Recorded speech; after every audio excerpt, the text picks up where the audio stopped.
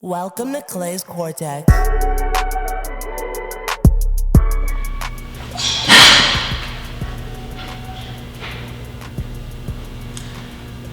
Hey, what's up, guys? Welcome to episode number 12 of Clay's Cortex, and what we're going to be talking about today is this whole youth athletics debate of one sport year-round versus multiple sports throughout the year. And this is kind of a hot topic that's being talked about a lot within youth athletics and some of the repercussions of things that are happening and so forth, and how it's worked for some and not worked for everybody, and it's just back and forth thing. So I talked about this, or I previewed it on Clay's Cortex, the podcast. I also posted other trainers, well-qualified exercise professionals, strength coaches, talking about this topic in my story on Instagram. If you don't follow me on Instagram, I'm going to start doing that more and more often based off the topics we're going to be going over that week. And my Instagram name is Clay's Cortex, and so check it out. Let me know what you guys think. Your feedback would be great. But let's get into the episode. All right. So this has been a debate. It's been going on for years. It's coming up more and more now. It's almost like that. Like, people talk about it but don't want to talk about it. Right. It's kind of like, oh, should my kid play sports year round? Should they not? So forth, so forth. So this is something we're going to go over today. So I think the reason why parents are being encouraged to have their kids play sports year-round or one sport year-round is this whole debate of 10,000 hours, right? So it takes the 10,000 hour rule. It takes, they've said 10,000 hours to master a skill, right?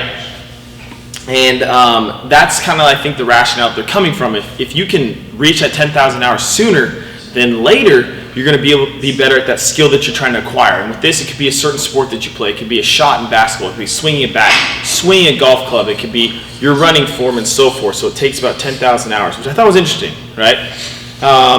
So if we continue on, like if I talk about me personally, right? So growing up playing sports, like when I was younger, like I played soccer. And I know you're like, you played soccer.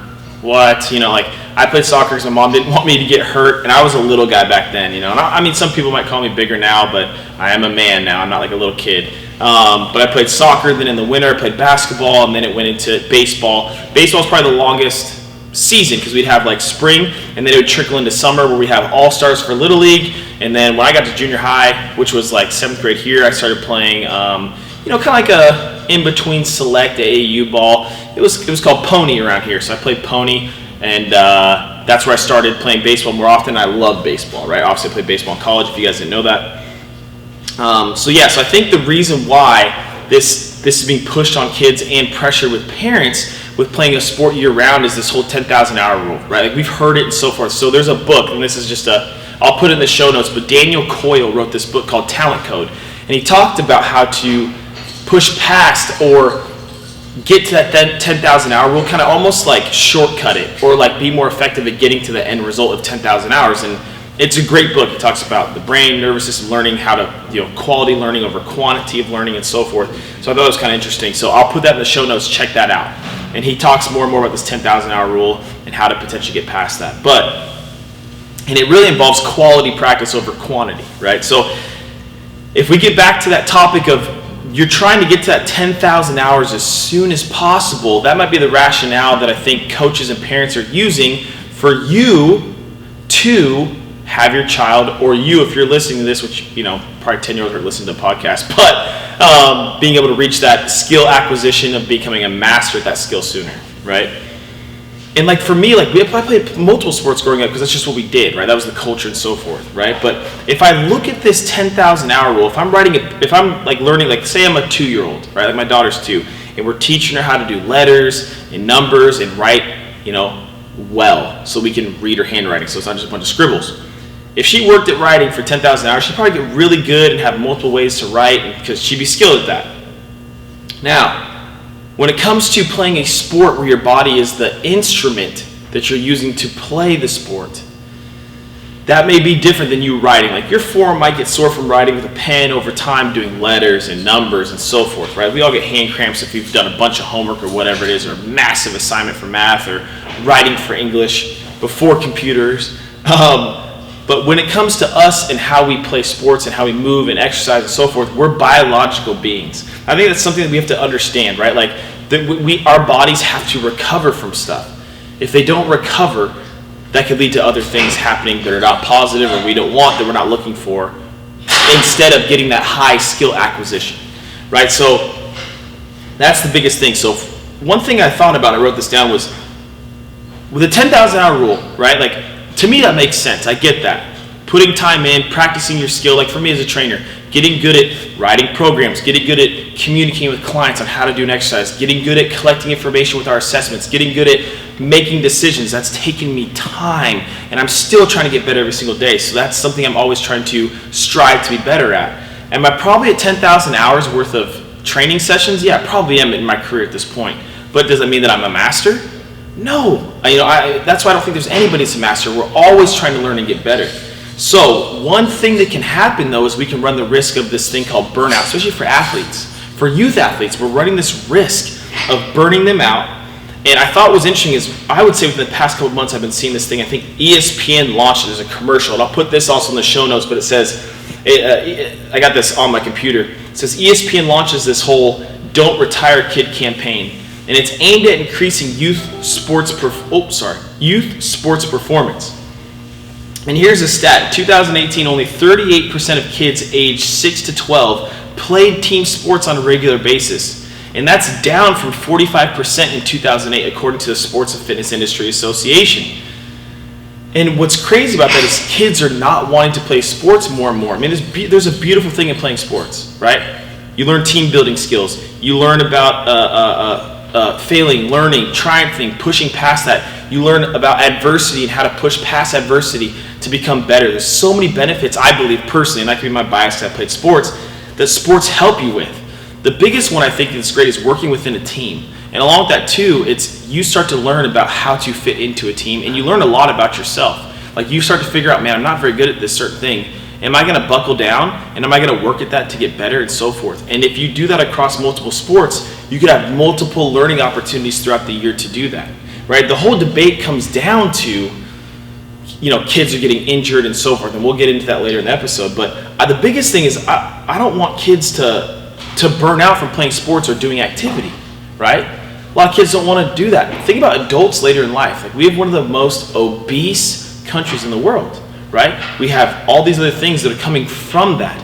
The types of food that we eat, which are leading to, diabetic issues. It's leading to heart issues. Heart issues is the number one killer in the United States. And it's like, holy cow, right?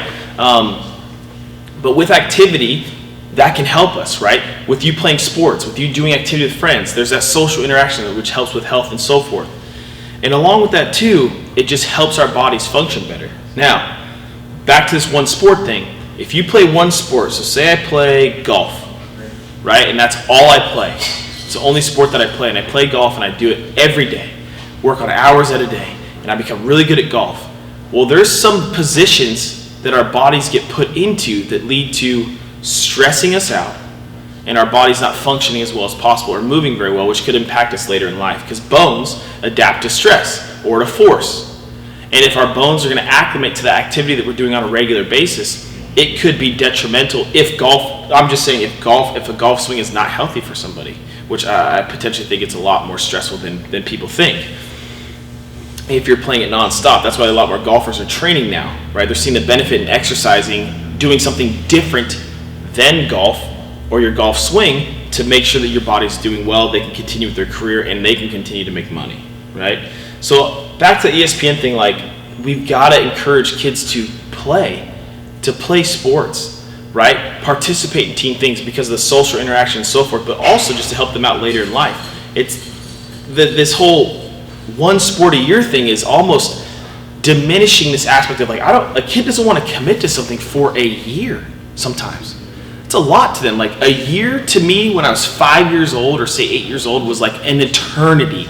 Oh my gosh, I got this school year, right? Like, I'm just like burnt out already thinking about when I was 8 years old, I got to go through a whole school year, and then summer goes super fast, right? It's like, man, we got to figure this out. So if we can break that up for kids, that'd be great. Here's another thing I thought was interesting too, right? So Eric Cressy, he is a very, very good trainer, strength coach in Boston. He also has a facility in Florida. He did a post on Instagram. If you follow him or don't, if you have Instagram, check him out. It's just his It's just Eric Cressy. That's his tag name. But he got a question, so you can do these Q&As on Instagram in your story, and the question, and it might be from a kid or a parent, is, what's the best advice for a 14-year-old that wants to pitch? And this was his response. Number one, play multiple sports and positions. Number 2, get involved in strength and conditioning. 3, don't let crazy coaches overuse you. Get coached, but not overcoached on your mechanics. Stay athletic. Eat and sleep better than all your peers. Have fun and be a great teammate. I mean, I think that kind of sums it up, right? So when we get kids playing a sport year-round, only that, it's almost like it's a goal-oriented thing, which goals are not bad. But if you've got a 12-year-old that's like, I've got to throw this hard, and the next year this hard. Like I had a kid I work with, and his dad was like, he's throwing this hard right now, and every year he goes up 2 to 3 miles an hour. If we did the math on that, he's like, yeah, he'll go up 2-3 miles an hour every year. By the time he's a senior in high school, he'd have been throwing like 110 miles an hour. I'm like, dude, it's not possible. The body doesn't work like that. If I go back to the body being a biological being, or just success in life, everybody thinks it's a linear thing, right? No, it's an ebb and flow. It's an up and down. I talked about that in the podcast when it came to speed development, running faster, and that was titled Run Like Usain Bolt. It doesn't work in a linear path, right? You've got to understand that they're going to ebb and flow. And the benefit of them playing multiple sports can help them to get a break from one pattern to move to another and so forth, right? So let's get into some of the cons, and I think you're starting to hear my tone in this podcast, right? Playing multiple sports as long as possible is going to be super beneficial. Some of the cons that I've even seen just here at kids coming in at 12, 10 for injuries that adults have. Yeah, my son is 13, he had Tommy John surgery already. Yeah, my son or daughter, this is a big one. My son or daughter, they play sports year-round, or play this sport year-round. They have a stress fracture in their back. I'm like, it's just like, they're done with PT. We heard that we should come to you, that you do a good job of training and progressing them, not overdoing it. And I'm like, man, I appreciate that, but why are these kids getting these types of injuries? It's because we're having them play a sport as if it's a job. They're not getting paid to play this sport. If I'm a professional athlete, and I heard this from another mentor of mine, his name's Matt Bernier, and he kind of brought this home to me when he was teaching a class. His Instagram is called The Muscle Project. It might be an underscore in there. I'll link that in the show notes. Dude's brilliant. He's really good at communicating to people, and that's something that's like unbelievable when you watch him function and talk to people and so forth, which is cool. But he said this. He said, "Well, if I was a football player, I was getting paid millions of dollars. I would put my body at risk for that millions of dollars." But these kids are not getting paid. You guys are paying money to play on these teams, and they're getting run ragged, right? For one sport at the age of, let's just say 10 to 14, 10 to 15. And it's just like, why we do that? Why not expose your kids to multiple things? Like I think about my daughter, right? My daughter's 2. And my goal as a parent, and our goal as parents, sorry, Jackie, I love you. Our goal as parents is to expose her to a plethora of things so that she can start to figure out what she likes to do, what she excels at. We can figure out what she doesn't do well so we can help her and so forth. The goal is to expose her to multiple things so that she become a well-rounded human being that will turn into an adult. That's the goal. We all have passions we go after. Like me, I'm obsessed with the body. I'm obsessed with training. All the other guys here, we're obsessed with the body and training and how we can help people function better, right? That's something we love to do, but that doesn't define everything about us. We're well-rounded beings. Like I'm a father, husband, right? Trainer, business owner, all these different types of things. And one of those doesn't make me up, right? I'm not just a trainer, and it's actually kind of funny if I think about it. Like I'll have kids or adults, they'll see me out and about in town sometimes or at the mall, which we don't go to very much anymore, but they'll see me there and I'll be wearing like regular clothes and they're like, "You have regular clothes like Curtis?" I'm like, yeah, because they see me as this one thing when really I'm much more diverse than that, right? So we've got to expose these kids to multiple things when it comes to sports. Have them play multiple sports. Heck, pick a sport in the fall and then pick a sport in the spring. Pick a sport in the winter and the summer, however you want to go about that. So they have a break to either train or whatever it is. And I'll get into why training is important for that in a bit. But these kids are getting adult type injuries that I'm seeing. they're coming in with overuse injuries and adult type injuries, like tennis elbow, like torn Tommy John, back fractures, right? Like you're like, what? Torn ACLs, and sometimes those are like uncontrollable. Like I get that, right? But like it's like, wait a second, this kid's 13, has had a torn ACL. Like, wait a second, right? We've got to rethink this. And I thought it was interesting is, and I'll put this in the show notes also, but it's New York Times came out with an article October 17th, and I saw it on Facebook and read it. And the title is "Youth Athletes Are Participating Too Hard in Just One Sport, Increasing the Risk of Injuries and Burnout. New guidelines urge parents to reduce the intensity." That was the underneath, but the title of that article is called "Parents Should Limit Sports Participation for Children's," trainers say, right? And it's just like, holy cow. And there was a quote in here I thought was pretty interesting. Tori Lindley, president of NATA, it says, "Single sport specialization is bordering on an epidemic in terms of the risk it can pose for physical injuries as well as potential for negative psychological effects." Like, whoa, right? That was interesting to me. And then along with that too, there was another one where it talked about how the repercussions of having your kids play one sport only at a young age can impact the rest of their life, their body, their biological body, the rest of their life, bone adaptations, tissue, tendon issues, and so forth. Which I was like, holy cow, it's pretty interesting. As in, not a good thing, interesting in a bad way, right? So the beauty of playing multiple sports, and why I encourage that for athletes, right, is because of the fact of and this is my body view, right? And if I look at exercise professional education, this is the body view that we're taking, where we need a very robust system, right? Like, for example, I'm at the gym right now, and one of the trainers here I did the podcast with, Xavier's training a guy over here, and he's helping his body become robust, right?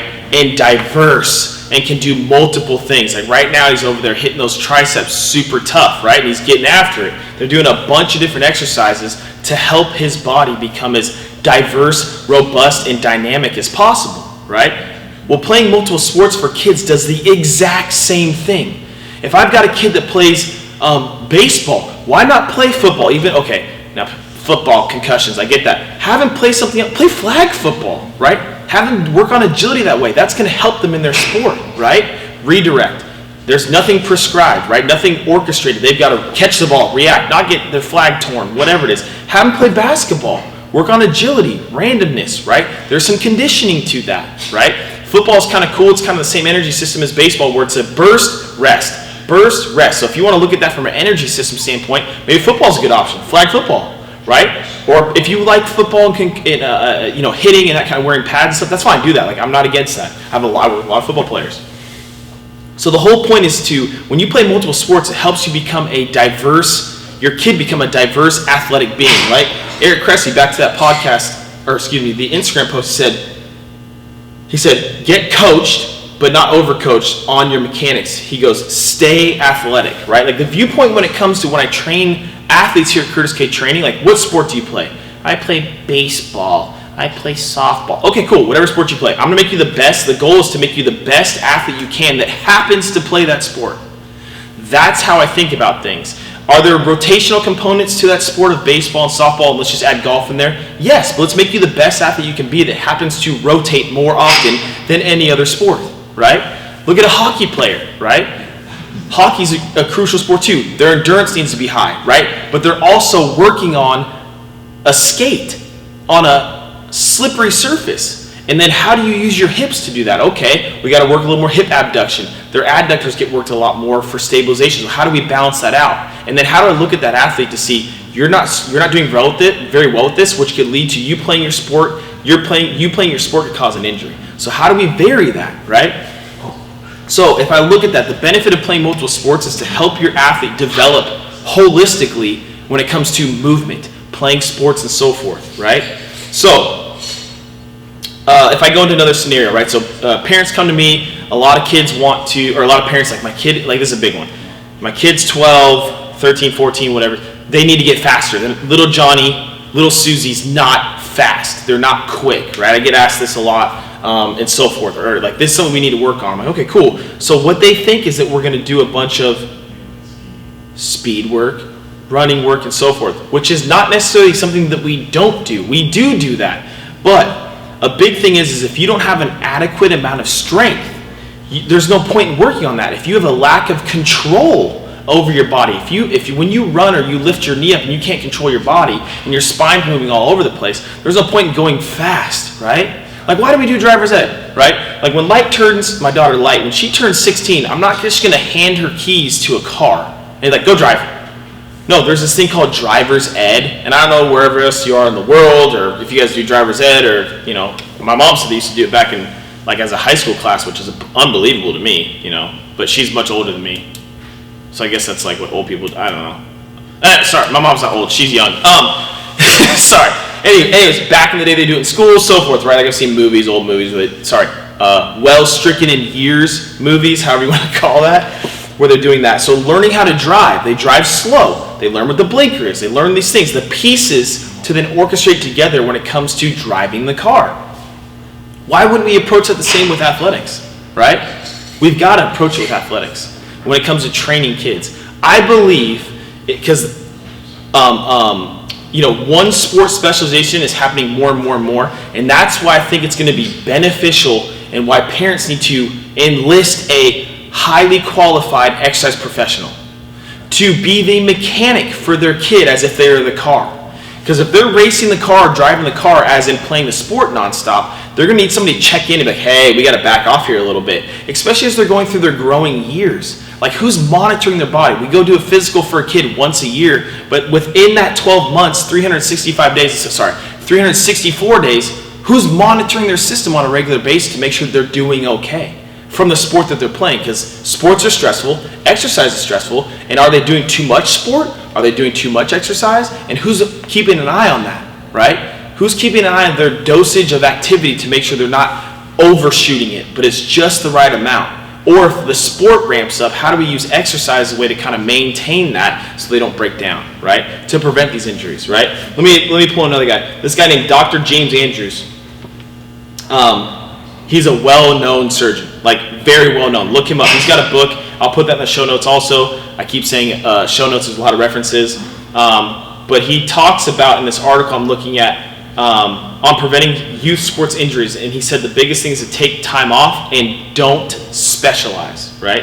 And what he's saying is at a young age, right? But he wrote this book, and I'm going to put that in the show notes, but I forgot what the book was called. Anywho, he wrote a book on essentially being smart with youth athletes and so forth. And I'm sorry.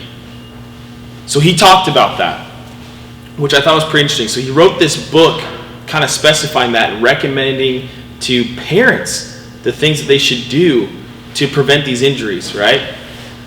Which is super interesting. Like he said, like, here's one thing. Most important, Andrews said overworking a youth's developing body by having him or her play a single sport year-round can create problems. He advocated against allowing them to play in multiple leagues at once, which I thought was super interesting.